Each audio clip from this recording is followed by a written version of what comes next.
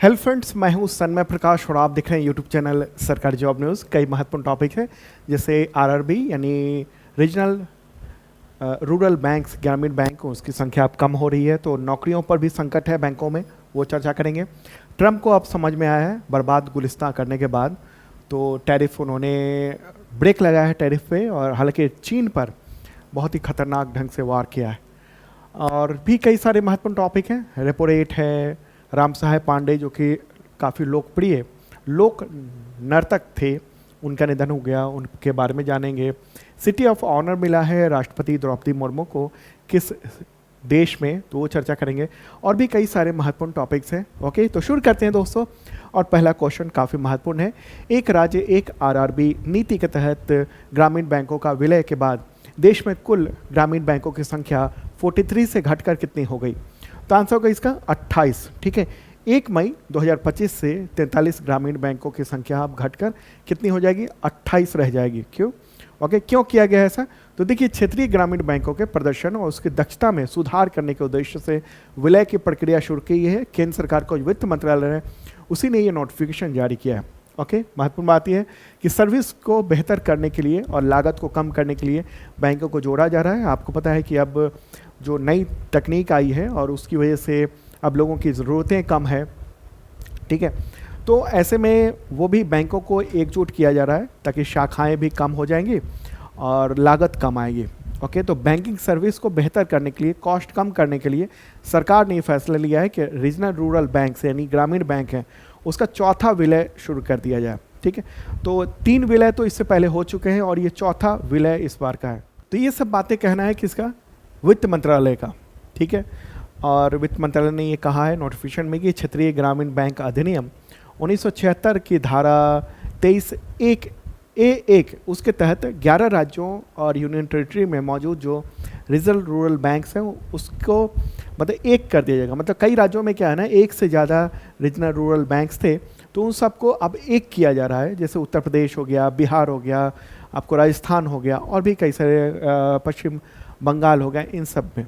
ठीक है, तो किन किन में ये विलय किया जा रहा है वो भी देख लीजिए। उत्तर प्रदेश, आंध्र प्रदेश, पश्चिम बंगाल, बिहार, गुजरात, जम्मू कश्मीर, कर्नाटक, एमपी, महाराष्ट्र, उड़ीसा और राजस्थान। यहाँ पर कई सारे ग्रामीण बैंक थे अलग अलग क्षेत्रों के हिसाब से, तो उसको अब जो है ना वो एक किया जा रहा है। वहाँ पर अब हर राज्य में एक ही ग्रामीण बैंक हुआ करेंगे। यहाँ एक और ख़ास फैसला लिया गया है। देखिए, अभी तक क्या है ना, रीजनल रूरल बैंक्स में जो सरकार की हिस्सेदारी है, मतलब केंद्र सरकार कहिए या और जो प्रायोजक बैंक हैं उसके और राज्यों का, तो उन सब का मिलाकर 50% हुआ करता था। लेकिन अब जो संशोधित अधिनियम है उसके मुताबिक ये हिस्सेदारी कम से कम 51% होगी, उससे कम नहीं होगी। 51% से कम हिस्सेदारी नहीं होगी केंद्र और प्रायोजक बैंक दोनों का मिलाकर। ठीक है, और सरकार क्या करने जा रही है अभी इन बैंकों में, रीजनल रूरल जो बैंक्स हैं, ग्रामीण बैंक हैं, उनमें 2000 करोड़ की पूंजी भी वो करने जा रही है, अधिकृत पूंजी होगी। और सरकार जो है ना उसमें रकम डालने जा रही है ताकि वो बेहतर ढंग से उसकी जो आर्थिक स्थिति है बैंकों की वो बेहतर हो सके। ठीक है, तो अब जो है ना वो जो क्षेत्रीय बैंक है, ग्रामीण बैंक है, वो ये सब हो गए हैं इतने। ये टोटल 28 आरआरबीज अब हो गए हैं 1 मई 2025 से। तो ये सारे आपको ध्यान में रखना है। आप जिस राज्य में हैं उस राज्य से संबंधित चीज़ों को याद रखना है, जो कि ये पूरा डेटा है। ओके, ग्रामीण बैंकों से रिलेटेड अक्सर एग्जामिनेशन में क्वेश्चन आते हैं। उद्देश्य क्या था इसका? तो देखिए, ग्रामीण क्षेत्रों में बैंकिंग सुविधा को फैलाना, किसान, खेतिहर मजदूर, कुटीर उद्योग, उन सबको सस्ते दर पर ऋण देना, लोन देना। ठीक है, ग्रामीण विकास में सहयोग करना, जैसे एग्रीकल्चर, पशुपालन, बागवानी, हस्तशिल्प, इन सब। और नगदी रहित मतलब लेन देन को बढ़ावा दिए, मतलब वो लेन देन बेहतर ढंग से हो सके, फाइनेंशियल इंक्लूजन हो सके, ये वो रोजगार को प्रोत्साहन दिया जाए, ग्रामीण क्षेत्रों में बेरोजगारी बढ़े, ये सब जमा स्वीकार करना, खाता बनाना लोगों का, ग्रामीण लोगों का, ये सब मूल रूप से काम था। दरअसल क्या था कि एक समय में जब आज़ादी के काफ़ी वक्त बाद तक सूदखोरों का बहुत ज़्यादा बोलबाला रहा ग्रामीण इलाकों में, तो फिर ये सरकार को ये हुआ तय, उनको लगा सरकार को, केंद्र सरकार को, कि ग्रामीण क्षेत्र में बैंकिंग व्यवस्था को बेहतर करना चाहिए और लोगों को जो ऋण है, लोन है, वो बेहतर ढंग से दिया जाना चाहिए। ठीक है, तो फिर 2 अक्टूबर 1975 को ग्रामीण क्षेत्रों में विशेष बैंकिंग सेवा देने के लिए ग्रामीण बैंकों का गठन किया गया था। किस कानून के तहत? तो ये फैसला लिया गया था उस समय, और ये कानून था क्षेत्रीय ग्रामीण बैंक अधिनियम 1976। ठीक है, तो ये 75 में तय हुआ और फिर 76 में एक कानून बन गया, और फिर ये पूरा ग्रामीण बैंकों की एक श्रृंखला अलग अलग क्षेत्रों में हुई। ठीक है, तो अगर सवाल हो कि पहला रीजनल रूरल बैंक कौन सा था, ग्रामीण बैंक, तो उत्तर प्रदेश के मुरादाबाद में खोला गया था 1975 में। 2 अक्टूबर 1975 में पहली बार वो पायलट प्रोजेक्ट के तहत खोला गया था। उसका नाम था प्रथम ग्रामीण बैंक, मतलब प्रथमा बैंक कहेंगे उसको। ठीक है, उत्तर प्रदेश में प्रथमा बैंक। बाद में फिर इसका विलय प्रथमा यूपी ग्रामीण बैंक में हो गया था। ठीक है, लेकिन उसके अगले साल फिर एक कानून बनाया गया, क्षेत्रीय ग्रामीण बैंक अधिनियम 1976, और फिर उसी के तहत तमाम मतलब राज्यों में ग्रामीण बैंकों की शाखाएं और वहाँ पर अलग अलग बैंक खोले गए वहाँ पर। ठीक है, तो ये संख्या जो ना अब घटकर कितनी हो गई है, 28 रह गई है, जो ये देख रहे हैं। ये काफ़ी महत्वपूर्ण है, इसलिए थोड़ा विस्तार से मैंने बताया है। अगला क्वेश्चन लेते हैं इससे रिलेटेड कि बिहार के 2 ग्रामीण बैंकों, उत्तर बिहार ग्रामीण बैंक और दक्षिण बिहार ग्रामीण बैंक का विलय कर दिया गया, तो अब इसका नाम बताएं, मतलब विलय के बाद जो बैंक है उसका नाम क्या है? तो उसका नाम होगा बिहार ग्रामीण बैंक। ठीक है, क्या है? बिहार ग्रामीण बैंक। तो केंद्रीय वित्त मंत्रालय ने इन दोनों के एकीकरण का यानी विलय का की अधिसूचना जारी कर दी है, और 1 मई 2025 से ये विलय लागू हो जाएगा, और इसके साथ ये बिहार का एक बड़ा बैंक है। ओके, और इसका प्रायोजक कौन होगा? देखिए, जो ग्रामीण बैंक होते हैं उसका एक स्पॉन्सर होता है, तो वो होगा पंजाब नेशनल बैंक, इसका प्रायोजक बैंक होगा, और इसका जो हेडक्वार्टर होगा वो पटना में होगा। ठीक है, अभी तक विलय से पहले जो उत्तर बिहार ग्रामीण बैंक था उसका प्रायोजक था सेंट्रल बैंक, और दक्षिण बिहार ग्रामीण बैंक का प्रायोजक था पंजाब नेशनल बैंक। लेकिन अब जो ये जो बिहार ग्रामीण बैंक है तो उसका प्रायोजक अब कौन हो गया है इस वक्त? तो वो हो गया है अब, क्या नाम बताया मैंने? Punjab national bank. ठीक है, चलिए आगे बढ़ते हैं, और ये विलय किया गया है। अगला क्वेश्चन, उत्तर प्रदेश के 3 ग्रामीण बैंकों कौन कौन? बड़ौदा यूपी ग्रामीण बैंक, आर्यावर्त ग्रामीण बैंक और प्रथमा यूपी ग्रामीण बैंक, उनका विलय करके क्या नया नाम रखा गया है? एक बैंक है ग्रामीण बैंक, और तो आंसर होगा उत्तर प्रदेश ग्रामीण बैंक। ठीक है, तो केंद्रीय वित्त मंत्रालय ने यह फैसला किया, और इसके तहत यही है कि एक केंद्र शासित प्रदेश में ग्रामीण बैंकों का एकीकरण किया जा रहा है। ठीक है, तो प्रधान कार्यालय जो है ना वो इसका लखनऊ में होगा, और बैंक ऑफ बड़ौदा, और इसका मतलब बैंक ऑफ बड़ौदा जो है वो प्रायोजक बैंक होगा। ओके, तो ये इंपॉर्टेंट बात है। एक और प्रश्न लेते हैं, राजस्थान के 2 ग्रामीण बैंकों कौन कौन? राजस्थान मरुधरा ग्रामीण बैंक और बड़ौदा ग्रामीण क्षेत्रीय बड़ौदा राजस्थान क्षेत्रीय ग्रामीण बैंक, ये तो उसका विलय कर दिया गया, तो इसका नाम क्या है अब? तो इसका आंसर होगा राजस्थान ग्रामीण बैंक। ठीक है, तो और इसका हेडक्वार्टर जो होगा वो हेड ऑफिस जो होगा वो जयपुर में होगा, और स्टेट बैंक ऑफ इंडिया इसको स्पॉन्सर करेगा। कौन करेगा? स्टेट बैंक ऑफ इंडिया इसको स्पॉन्सर करेगा। ठीक है, तो ये एक इम्पॉर्टेंट बात है। और आपको बताऊं कि अलग अलग समय में जो ये ग्रामीण बैंक हैं उन सबको जो है वो मर्जर किया जा रहा है, तो ये चौथा चरण होगा अभी का। इससे पहले 3 चरण में मर्जर किया गया था, फिर तीसरे चरण में ये संख्या घट के 43 हो गई थी, और अब जो किया गया है वो 28 टोटल हो गई है, और उसकी फिर से लिस्ट मैंने यहाँ पर दे दिया है, 28 है। ठीक है, तो अलग अलग राज्यों में ये सब ग्रामीण बैंक हैं। ग्रामीण बैंकों का उद्देश्य ये है कि ग्रामीण क्षेत्रों में बैंकिंग व्यवस्था बढ़े, वहाँ जो विकास है उसमें बैंकों का जो बड़ा योगदान है तो वो योगदान सामने आए ठीक ढंग से। ठीक है, तो ये इंपॉर्टेंट बात रही। चलिए अब आगे बढ़ते हैं, और अगला काफ़ी इंपॉर्टेंट और इंटरेस्टिंग ये टॉपिक होने जा रहा है। और आपको बताऊं कि इसका PDF भी अवेलेबल है, इस डिस्क्रिप्शन में चेक कर लेना। और आपको बताऊं एक और चीज़ कि मेंबरशिप प्लान भी है। 2 तरह के मेंबरशिप प्लान है करंट फोर्स के, एक ISPCS मेंबरशिप प्लान है और एक बेसिक मेंबरशिप प्लान। बेसिक वाला जो है ना वो SSC रेलवे टीचर इन सब के लेवल का है, और ISPCS जो है तमाम स्टेट PCS और UPSC के लेवल का है। इन सब के ज़रिए आपको करंट अफेयर्स की शानदार तैयारी कराई जाती है। आपको पिछले 2 सालों के कंटेंट मिल जाते हैं, अगले 1 साल तक अपडेट मिलता है, पीडीएफ, वीडियो, टेस्ट, ये सब कुछ मिलता है।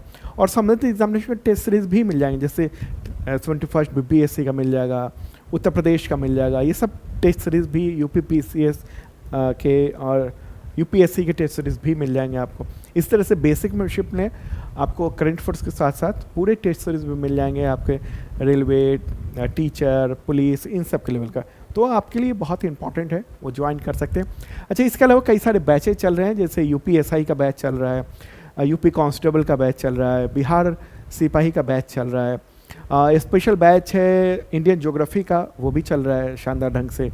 ठीक है, तो कई सारे बैचेज चल रहे हैं। 71st बीपीएससी की पूरी तैयारी कराई जा रही है, जीएस की खास तौर पे, तो उसके बैच है, यूपी पीसीएस का बैच है, तो ज्वाइन कर सकते हैं, आप देख सकते हैं। चलिए अब आगे बढ़ते हैं और अगला क्वेश्चन क्या होगा। अमेरिकी राष्ट्रपति ट्रंप ने 9 अप्रैल 2025 को क्या किया, उन्होंने रेसिप्रोकल टैरिफ यानी जैसे को तैसा जो आयात कर लगाया जा रहा था उसको 90 दिनों पर के लिए रोक लगा दी उस पर। ठीक है, लेकिन चीन पर रिकॉर्ड कितना टैरिफ लगा दिया, रेसिप्रोकल टैरिफ। इसका आंसर क्या होगा, 125%। मतलब कि चीन से अगर कोई सामान जाएगा, वो 100 रुपये का सामान है, तो वो उसका रेट अमेरिका में 225 रुपये हो जाएगा। ठीक है, तो 125% तक ये बढ़ाने की बात कही है। ओके, तो ये महत्वपूर्ण बात रही और ये न्यूज़ भी आप देख रहे हैं। जब ट्रंप ने ये ऐलान किया था ना अलग अलग देशों में, जैसे भारत पर काफ़ी अच्छी खासी संख्या में, करीब अच्छी मतलब बढ़िया संख्या में टैरिफ लगाया था और दुनिया भर में, तो ऐसे में क्या हुआ, इसकी वजह से दुनिया भर के शेयर बाजार डूबने लगे, बर्बाद होने लगे और फिर अमेरिका पर भी आफत आने लगी थी। अमेरिका पर क्या आफत आने लगी थी, अमेरिका की जो आर्थिक स्थिति है वो खराब होने का खतरा आने लगा था। और फिर दुनिया में हाहाकार सा मच गया था, यहाँ तक कि यूरोपीय संघ उसने टैरिफ का जवाब देने का फैसला कर लिया था। और फिर आनन फानन में ट्रंप ने ये फैसला किया कि हम फिर इसको 90 दिनों के लिए रोकते हैं।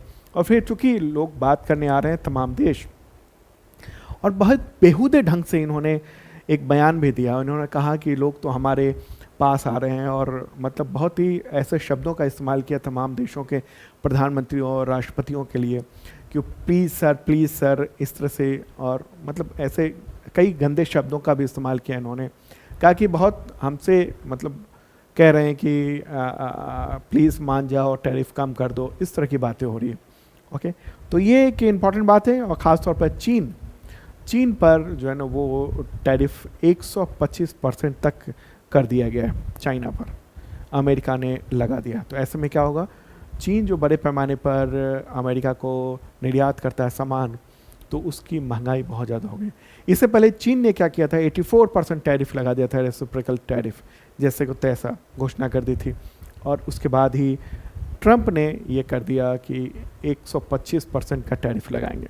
ठीक है, तो ट्रंप के करीबी भी जैसे एलन मस्क हैं, वो भी इतने भारी भरकम रेसिप्रोकल टैरिफ के खिलाफ थे और फिर पूरी अमेरिका में आंदोलन वगैरह भी हो गए हैं।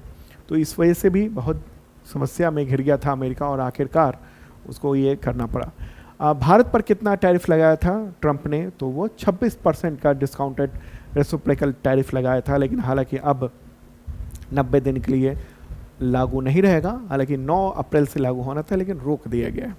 ठीक है, चलिए आगे बढ़ते हैं। और दोस्तों पसंद आ रहा हो तो लाइक बटन दबा दीजिए, आप शेयर कर देना अपने मित्रों को।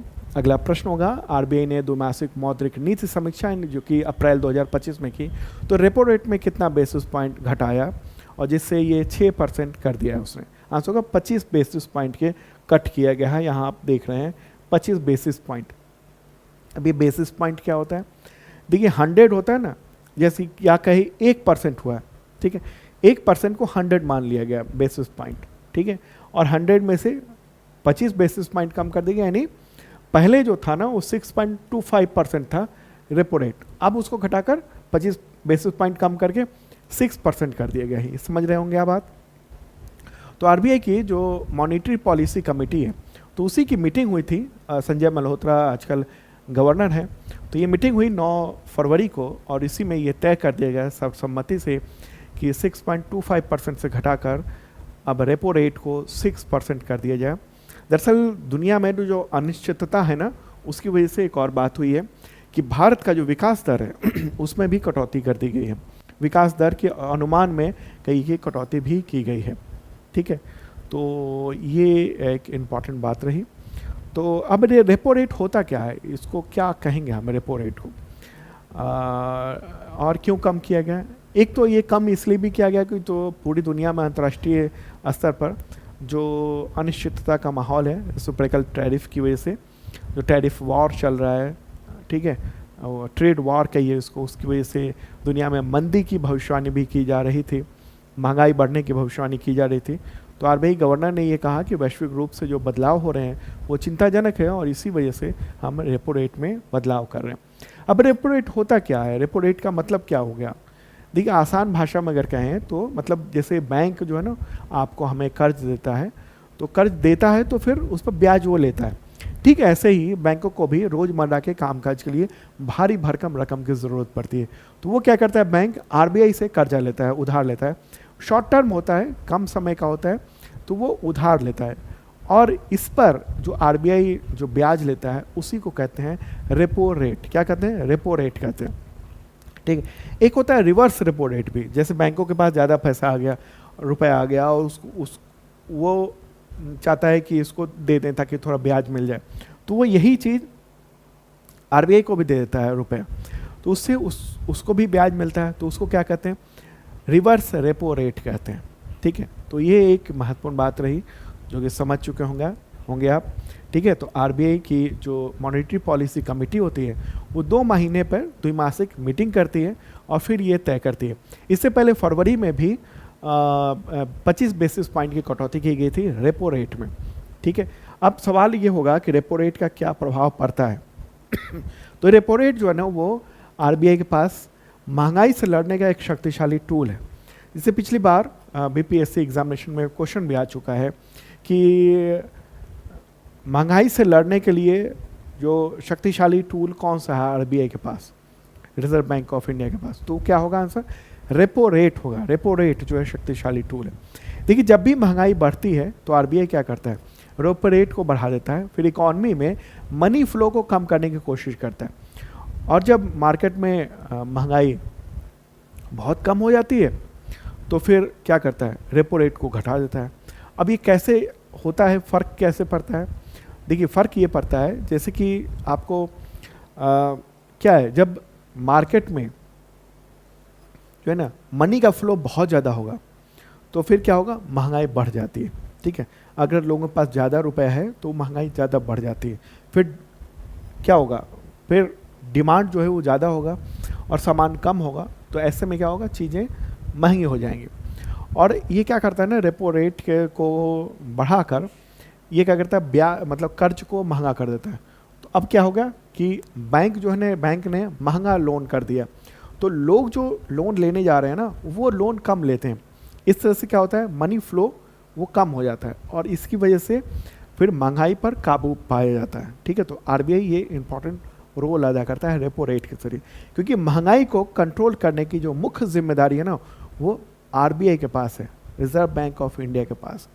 ठीक है, और जो महंगाई का टॉलरेंस लेवल है 2 से जो है वो 6% के बीच में है। मतलब 2%, मतलब वैसे तो आइडियल 4% होना चाहिए महंगाई हर साल या हर महीने कहिए। अगर पिछले एक मतलब आप देखेंगे तो एक साल में कहिए तो 4% की आइडियल होना चाहिए, लेकिन 2% ऊपर नीचे भी हो सकता है। ठीक है, अगर महंगाई 2% से कम है तो इसका मतलब ये होता है कि इकोनॉमिक स्लो डाउन है, आर्थिक रूप से जो है ना वो देश उतनी तेज़ी से आगे नहीं बढ़ रहा है। अगर 6% से ज़्यादा है इसका मतलब फिर बेरोजगारी वगैरह भी बढ़ रही है, महंगाई बहुत ज़्यादा हो रही है, लोग तबाह हो रहे हैं। ठीक है, तो एक लिमिट में महंगाई भी बढ़ना ज़रूरी होता है, ये माना जाता है अर्थव्यवस्था के तौर पर।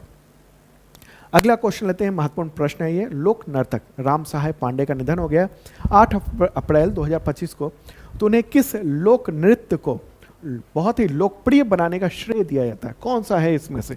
ये प्रश्न आएगा क्योंकि काफ़ी महत्वपूर्ण है और ये जो है लोक नर्तक राम सहाय पांडे, इनको पद्मश्री अवार्ड भी मिला था 2022 में। आंसर क्या होगा? राई। राई लोक नृत्य, इसको काफ़ी पॉपुलर बनाया था इन्होंने। ठीक है, ये मध्य प्रदेश के रहने वाले थे, बुजुर्ग थे, उम्र जो है ना वो 92 ईयर के आसपास बताई जा रही है। कुछ अखबारों ने 98 ईयर भी लिख दिया है, लेकिन जो जैसे इंडियन एक्सप्रेस है उसने 92 ईयर बताया है इनके बारे में, और द हिंदू ने भी, ठीक है, हिंदू ने भी लिख दिया है कि 92 ईयर में उनका निधन हो गया। ओके, लोक कला के बारे में जाने, ये है राम साहेब पांडे, इनका फोटोग्राफ आप देख रहे हैं, और ये डांस करते हुए आपको दिख रहे हैं। वो राम साहेब पांडे ने 16 वर्ष की उम्र में लोक कला क्षेत्र में काम करना शुरू कर दिया था। उस समय राई नृत्य जो है ना वो बेड़िया समुदाय से जुड़ा हुआ माना जाता था, और बेड़िया समुदाय क्या है, वैश्यागिरी से भी जोड़ा जाता है। ठीक है, वैश्यावृत्ति से इसको जोड़ा जाता है, इस समुदाय को। और ये खबरें थी जो कि ये ब्राह्मण परिवार से थे, तो इसलिए कई बार अपमान का सामना करना पड़ा, और एक समय ऐसी भी नौबत आई कि इनको गांव से निकाल दिया गया, क्योंकि ये इस लोक कला को आगे बढ़ा रहे थे। तो इन्होंने क्या किया, इस लोक कला को जीवित रखने के लिए और इसको विस्तार देने के लिए गांव ही छोड़ दिया, और फिर सागर के पास एक अन्य गांव में रहने लगे, और फिर इन्होंने राई नृत्य को देश भर में एक पहचान दिलाई, और इसी वजह से उनको 2022 में पद्मश्री अवार्ड से नवाजा गया था। कब? 2022 में। उस वक्त के जो राष्ट्रपति थे रामनाथ कोविंद, उन्होंने राम साहेब पांडे को ये अवार्ड दिया था। अगला क्वेश्चन लेते हैं, अंडमान निकोबार के किस प्रतिबंधित द्वीप पर मार्च 2025 में एक अमेरिकी नागरिक प्रवेश कर गया जिसे गिरफ्तार कर लिया गया? आंसर होगा उत्तरी सेंटिनल द्वीप, यानी नॉर्थ सेंट्रल आइलैंड। ठीक है, नॉर्थ सेंटिनल आइलैंड्स। ओके, तो ये न्यूज़ भी आप देख रहे हैं कि अमेरिकी नागरिक है, उसको गिरफ्तार किया गया है। वो उसने क्या किया, 31 मार्च को वो इस द्वीप पर, यानी नॉर्थ सेंटिनल आइलैंड के निकट जो प्रतिबंधित जो क्षेत्र है, जनजातीय आरक्षित क्षेत्र है, तो वहाँ पर वो चला गया था, और उसके बाद उसने ना ये वहाँ नारियल रख दिया और कुछ खाने के पदार्थ रख दिए, और उसके बाद इसका फ़ोटो वगैरह भी इसने शेयर किया। जैसे ही ये खबर पता चली तो उसके बाद फिर उसको गिरफ्तार कर लिया गया। ठीक है, एक रिसोर्ट में ठहरा हुआ था वो पोर्ट ब्लेयर में। तो फिर गृह मंत्रालय ने अमेरिकी दूतावास को भी इसकी सूचना दी, और उसके खिलाफ विदेशी अधिनियम 1946 के तहत अंडमान और निकोबार द्वीप समूह में का जो एक नियम भी है, संशोधित विनियम जो है आदिवासी जनजातियों का संरक्षण, उसके तहत एफआईआर दर्ज किए। ये नेविगेशन करके, इस्तेमाल करके वो वहाँ पर पहुँचा था।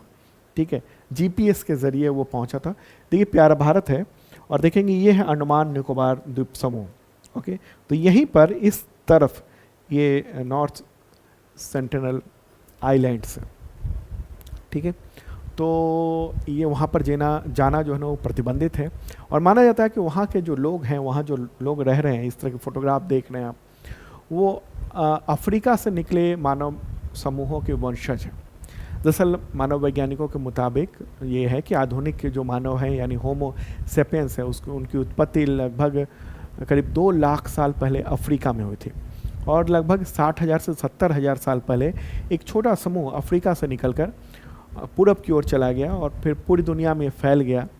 और कुछ प्रवास जो है ना, कुछ समूह समुद्र के रास्ते जो है वो अंडमान द्वीप समूह के आसपास भी पहुँचे, और माना जाता है कि सेंटिनल जो ये जारवा, ये आदिम जनजाति है, वो उसी समय के उसके वंशज हैं, और फिर यहाँ ये बस गए थे। और ये अगर कोई भी बाहरी व्यक्ति आता है तो उसको मार डालते हैं, क्योंकि ये खुद को असुरक्षित महसूस करते हैं। छोटा सा द्वीप है, करीब 8-9 किलोमीटर लंबाई चौड़ाई का ये द्वीप है, और वहाँ पर रहते हैं।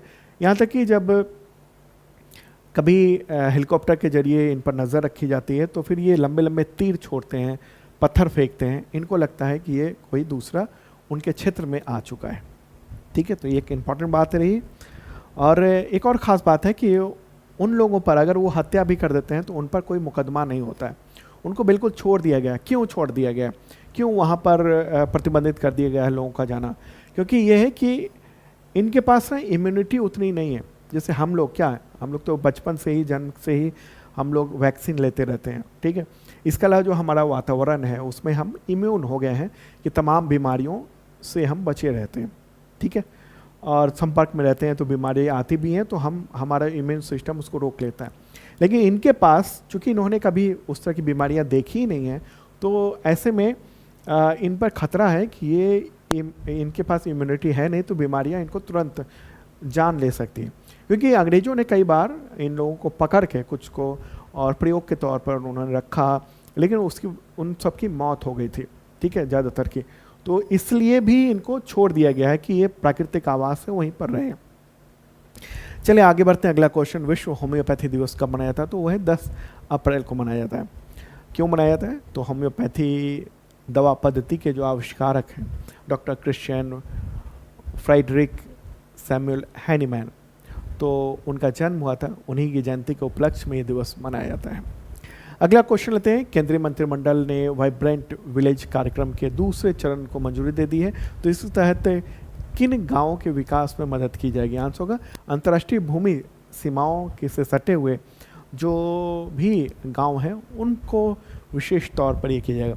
ये वाइब्रेंट विलेज प्रोग्राम पिछले साल शुरू किया गया था, मंजूरी दी गई थी, और अब इसका विस्तार किया गया है, प्रोग्राम 2 कर दिया गया। और इसके लिए 6,839 करोड़ रुपए, जैसे प्यारा भारत है, इसके जो लैंड बॉर्डर है ना, जहाँ जहाँ भी हैं ये सब देख रहे हैं, तो इन सब क्षेत्रों के जो गांव ग्रामीण इलाके हैं उन सब में वहाँ इंफ्रास्ट्रक्चर डेवलपमेंट काफ़ी बेहतर ढंग से किया जा रहा है। सड़क निर्माण, पुल निर्माण, इसके अलावा वहाँ के रोज़गार की व्यवस्था वहाँ के लोगों के लिए, ताकि वो उन गाँव को छोड़ के ना आ जाए। अगर वो गाँव छोड़ के चले जाते हैं, पूरा गाँव का गाँव खाली हो जाएगा अगर, तो ऐसे में क्या होगा, वो जो सीमा है वहाँ पर वो असुरक्षित हो सकती है। तो इसलिए इन सब का विकास किया जा रहा है। जो वर्तमान में जो नई तकनीक है वो सब वहाँ पर पहुँचाया जा रहा है, ठीक है। तो ये एक इम्पॉर्टेंट बात रही। चलिए आगे बढ़ते हैं। अगला क्वेश्चन लेते हैं। भारत की राष्ट्रपति द्रौपदी मुर्मू को किस देश की राजधानी लिस्बन का सिटी ऑफ ऑनर अवार्ड मिला है? आंसर होगा पुर्तगाल, ठीक है, पुर्तगाल का। राष्ट्रपति द्रौपदी मुर्मू अभी पुर्तगाल के दौरे पर हैं अप्रैल में, और वो पहुंची थी पुर्तगाल की राजधानी लिस्बन में, और उसी दौरान इनको पुर्तगाल के राष्ट्रपति मार्सेलो रिबेलो डी सूसा, तो उन्होंने मतलब आमंत्रित किया था, और उसके बाद गई थी, और फिर इनको ये अवार्ड दिया गया। लिस्बन के जो मेयर है ना, कार्लोस मोएदास, तो उन्होंने ही ये अवार्ड दिया है, की दी है, यानी चाबी दी है, और इसको सिटी ऑफ ऑनर के रूप में कहा जाता है। इससे वो 7 हिल्स शहर की मानद नागरिक भी बन गई हैं, ठीक है, मानद नागरिक बन गई हैं, ओके। और काफ़ी वक्त के बाद कोई राष्ट्रपति वहाँ पर पहुँचा है, 27 साल के बाद। इससे पहले 1998 में उस वक्त के जो राष्ट्रपति थे डॉक्टर के.आर. नारायणन, तो उन्होंने पुर्तगाल की राजकीय यात्रा की थी, ठीक है। एक बार पुर्तगाल भी चढ़ते हैं, मैप के ज़रिए चीज़ों को देखते हैं। ये अपना प्यारा भारत है, और अब कहाँ चलेंगे? यूरोप की ओर चलेंगे। तो यहाँ वाला जो पूरा इलाका है, ये सब ये है यूरोप, और इसी में ये वाला जो क्षेत्र देख रहे हैं आप इस समुद्र के पास, ये है पुर्तगाल। इसके बगल में स्पेन है, ये देश स्पेन है, ओके। तो ये है पुर्तगाल, और इसी के जो प्राइम मिनिस्टर हैं उनका नाम है लुइस मोंटेनेग्रो, और राष्ट्रपति हैं मार्सेलो रेबेलो डी सूसा, ओके, और राजधानी लिस्बन है। तो दोस्तों ये था इंपॉर्टेंट करंट अफेयर्स, और करंट अफेयर्स का मेंबरशिप प्लान अवेलेबल है, देख सकते हैं आप। उसके ज़रिए आपको टेस्ट सीरीज़ वगैरह भी मिल जाते हैं, और कई सारे कोर्सेज चल रहे हैं, तो जिनको भी ज्वाइन करना हो ज्वाइन कर सकते हैं, क्योंकि बहुत ही कम प्राइस में हमारी पूरी टीम, बेहतरीन टीम, वो पूरा कवर करवाती है, ओके। मिलते हैं कल बेहतरीन कंटेंट के साथ, बाय।